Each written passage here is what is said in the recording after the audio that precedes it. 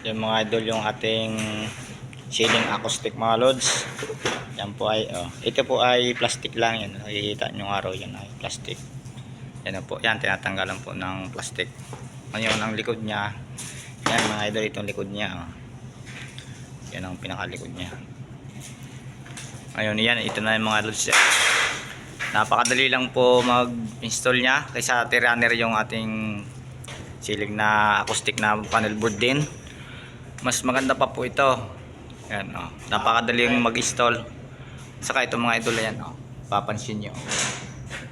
Yan, ganyan po yan sa taas. Yung ating center light. Yan, ating mga zero mga idol. Yan, yan, ganyan lang po mga alis pagkabit niya. Yan, sasalpak. Yan. Yan. Yan, ganyan na mga idol. Yan, pag tumunog, nilabasan na.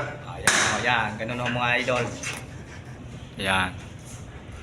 Yan, dito po mga loads. Ito ay yung ating pinaka clamp or W clip na tinatawag yan.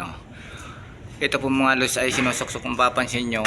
Dito siya, mayroon siyang groove. Yan, ngayon, sinusuksok na lang yung pinaka panel board niya dyan. Automatic lock. Ngayon, ito, ginaganyan lang mga idol dito. Isisilid nyo lang yan dito para gumanito mag-lock. Ito naman, yan, dyan papansin nyo to. Yan, nakaganyan lang siya. Igaganyan nyo. Yan. Ngayon, saka ito, sunod nyo ilatag. Suksok ulit dyan. Yan. Napakadali lang mga idol. Mas mabilis pa i-install to. Yan, ayan na. May mga butas-butas siya. Yan. Yan. Napakadaling install. Yan. Thank you so much.